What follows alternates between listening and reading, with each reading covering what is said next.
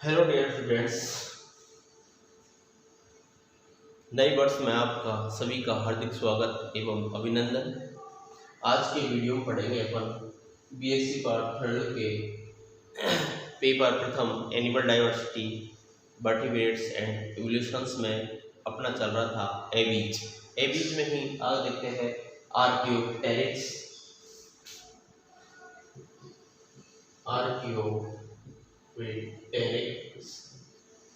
के बारे में आज पढ़ेंगे कि आर्कियोप्टेरिक्स क्या है।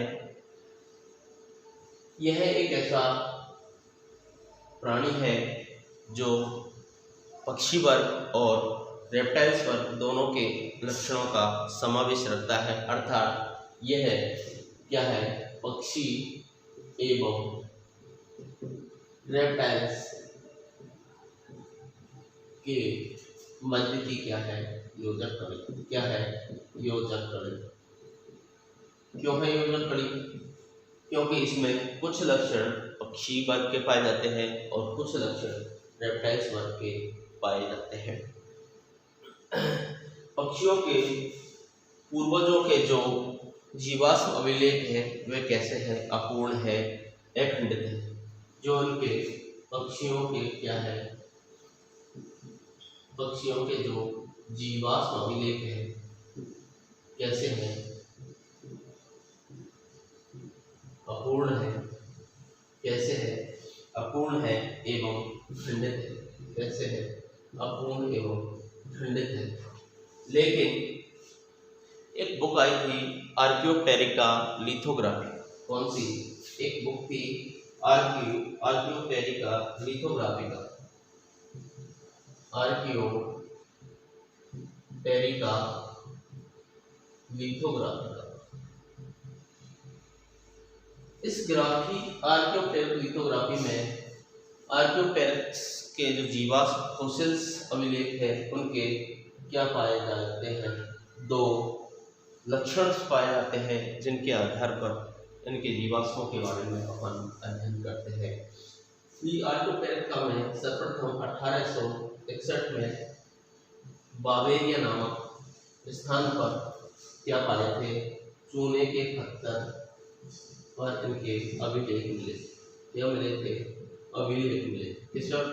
किसमें? आर्कियोप्टेरिक लिथोग्राफी में सर्वप्रथम 1861 में बावेरिया नामक एक जगह है जर्मनी में, उस पर चूने के इनके क्या अभिलेख पाया गया था, जो कि इनके प्रथम साइट। क्या था? प्रथम साइट।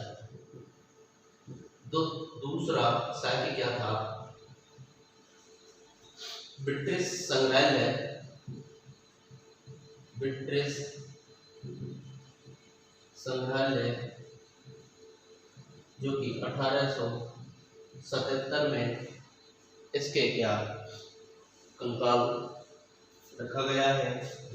जो कि कंकाल रखा गया है ब्रिटिश संग्रहालय में।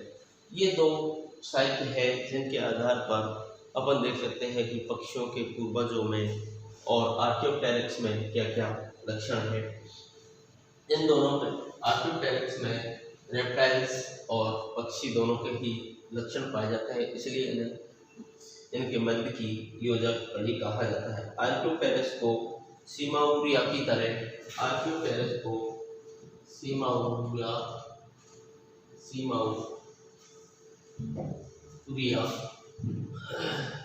सीमाउरिया की तरह मोज़ेक फॉसिल्स माना जाता है।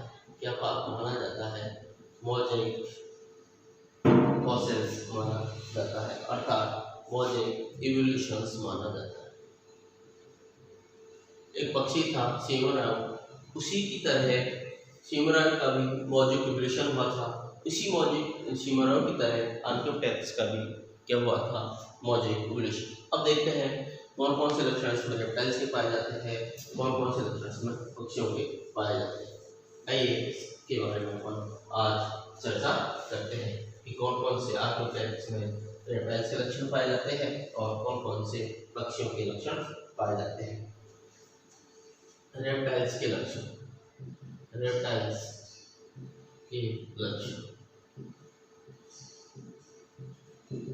एबीज वर्ग में पाया जाता है, लेकिन इसमें रेप्टाइल्स के भी लक्षण पाए जाते हैं। देखते हैं इसकी जो हड्डियां हैं कैसी होती हैं, ठोस एवं वायु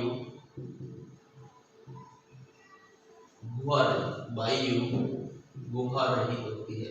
कैसी होती है, वायु गुहा रहित होती है। जबकि पक्षियों की जो हड्डियां होती है वो कैसी होती है, खोखली होती है और उनमें वायु सहित होती है, जबकि उनका शरीर हल्का बना है। जबकि ऐसा नहीं होता। आर्कियोप्टेरिक्स की जो हड्डियां होती है वो कैसी होती है, ठोस होती है और वायु गुहा रहित होती है, अर्थात इनमें वायु गुहा नहीं पाई जाती।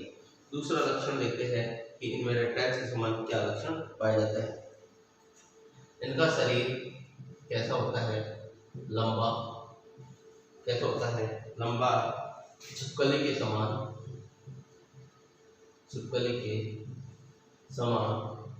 और लंबी पूंछ जो खंड युक्त होती है।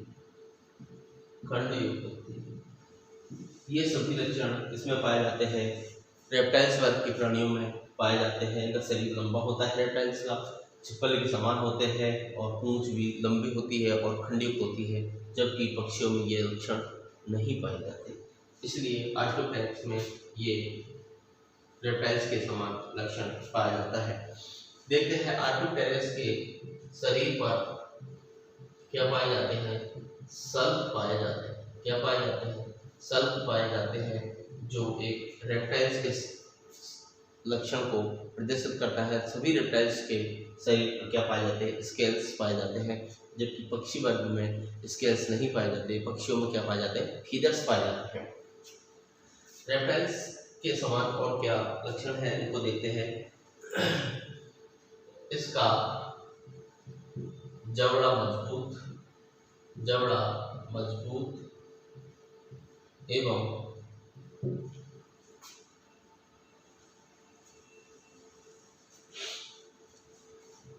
जिसमें दांत होते हैं। क्या पाए जाते हैं, दांत पाए जाते हैं और समदंती क्या होते हैं, समदंती होते हैं, होर्न्स होते हैं। पक्षियों में कभी भी दांत नहीं पाए जाते, जबड़ा नहीं पाया जाता। पक्षियों में चोंच पाई जाती है, जबकि आर्कियोप्टेरिक्स एक ऐसा पक्षी है जिसमें जबड़ा पाया जाता है और उसमें दांत भी पाए जाते हैं। देखते हैं अगला, नेत्रों के चारों ओर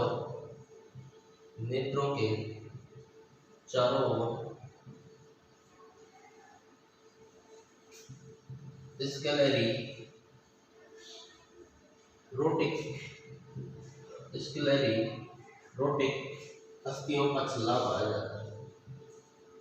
अस्थियों का छल्ला पाया जाता है, जो कि सभी रेप्टाइल्स में पाया जाता है। नेत्र के चारों ओर क्या पाया जाता है, स्क्लेरोटिक अस्थियों का छल्ला पाया जाता है। देखते हैं अगला, पसलियों में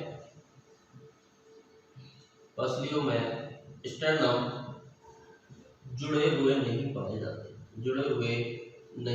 जाते, जबकि पक्षी में स्टर्नम आपस में जुड़ी हुई होती है। पसलियों में स्टर्नम जुड़े हुए नहीं पाए जाते, जैसे मगरमच्छ में होता है, क्योंकि मगरमच्छ क्या है, एक रेप्टाइल्स। तो इसमें आर्कियोप्टेरिक्स में कितने लक्षण रेप्टाइल्स के पाए जाते हैं, देखते हैं। कई लक्षण हैं। स्टर्नम इसमें क्या होती है, अनुपस्थित होती है। क्या होती है, अनुपस्थित होती है या कम विकसित। ये सभी लक्षण किसके हैं, रेप्टाइल्स के। और भी देख लेते हैं कि कौन से लक्षण इसमें रेप्टाइल्स के समान पाए जाते हैं।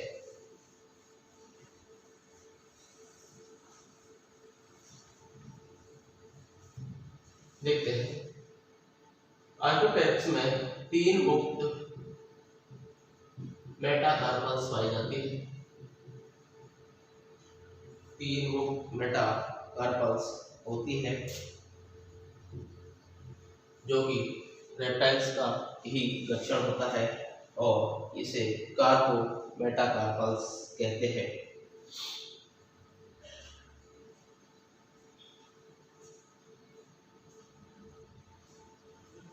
देखते हैं इनकी पूंछ पर 13 से 20 स्वतंत्र कॉर्डल कशेरुक पाए जाते हैं। कॉर्डल कशेरुक पाए जाते हैं। आर्कियोपेरेक्स की जो पूंछ होती है उस पर 13 से 20 स्वतंत्र कॉर्डल कशेरुक पाए जाते हैं जो आपस में समेकित होकर के क्या है, आपस में ये क्या है, समेकित होकर के आपस में समेकित होकर पाइवो स्टाइल नहीं बनाती। क्या नहीं बनाती? पाइवो स्टाइल नहीं बनाती, नहीं बनाती। जो सभी लक्षण इसके हैं रेप्टाइल्स वर्ग के होते हैं। इस प्रकार इसमें क्या लक्षण पाए जाते हैं। अब देखते हैं पक्षी वर्ग के लक्षण। पक्षी के लक्षण, पक्षी के समान कौन कौन से लक्षण पाए जाते हैं देखते हैं। इनके शरीर एवं बाह्य कंकाल जो पाया जाता है वह बाह्य कंकाल पर पिच्छों का आवरण पाया जाता है। इसका आवरण पाया जाता है पिच्छों का, फीदर्स का आवरण पाया जाता है। फीदर्स पाए जाते हैं जो केवल बर्ड्स में ही पाए जाते हैं, एविड बर्ड में ही पाया जाता है। यह लक्षण आर्कियोपेरेक्स में पाया जाता है। अग्रपादों का इसमें पंखों में रूपांतरण हो जाता है। पंखों में रूपांतरण हो जाता है। किसमें रूपांतरण हो जाता है? अगर जो पाद होते हैं उनका किसमें रूपांतरण हो जाता है? पंखों में रूपांतरण हो जाता है। यह पक्षियों का एक मुख्य लक्षण होता है। देखते हैं दूसरा, पूंछ एवं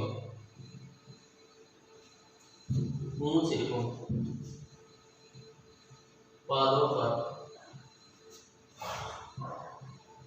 पिच्छ का पाया जाना ये किसका लक्षण है? एविज वर्ग के लक्षण है जो आर्कियोपेरेक्स में पाया जाता है। जबड़ों का चोंच में रूपांतरण हो जाता है। चोंच में रूपांतरण हो जाता है। किसमें रूपांतरण हो जाता है? चोंच में।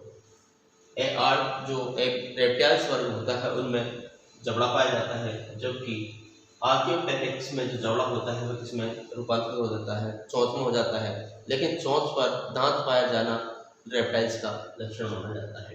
अगला लक्षण देखते हैं, नेत्र कोटर क्या हो जाते हैं? नेत्र कोटरों का बड़ा होना। नेत्र कोटरों का बड़ा हो जाना किसका लक्षण है? एविज वर्ग का लक्षण माना जाता है। आर्कियोपेरेक्स की जो खोपड़ी होती है वो कैसे होती है? मोनोकोंडाइलिक खोपड़ी। मोनोकोंडाइलिक खोपड़ी का मोनोकोंडाइलिक होना ये किसका लक्षण है? एविज वर्ग के सदस्यों का लक्षण है। अगला लक्षण देखते हैं, मस्तिष्क बड़ा एवं गोलाकार हो जाता है। कैसा हो जाता है? मस्तिष्क बड़ा एवं गोलाकार एवं मस्तिष्क कोश बन जाता है। क्या बन जाता है? एवं मस्तिष्क कोश बन जाता है। मस्तिष्क कोश बन जाता है। ये सभी लक्षण इसके हैं एविज वर्ग के जो कि आर्कियोपेरेक्स में पाया जाता है। अगला अक्षर देखते हैं स्कैपुला का पतला होना, स्कैपुला का पतला होना एवं मुड़ा हुआ होता है, मुड़ा हुआ होना। कैसा? ये सभी आर्कियोपेरेक्स में पक्षी के जो लक्षण होते हैं वह पादपस्तियां होती है वे पक्षियों के समान हो जाती है, पक्षियों के समान हो जाती है, समान हो जाती है। इस प्रकार हम देखते हैं कि आर्कियोपेरेक्स में पक्षियों के और रेप्टाइल्स दोनों के ही गुण पाए जाते हैं। ये है आर्कियोपेरेक्स के बारे में अध्ययन। Thank you.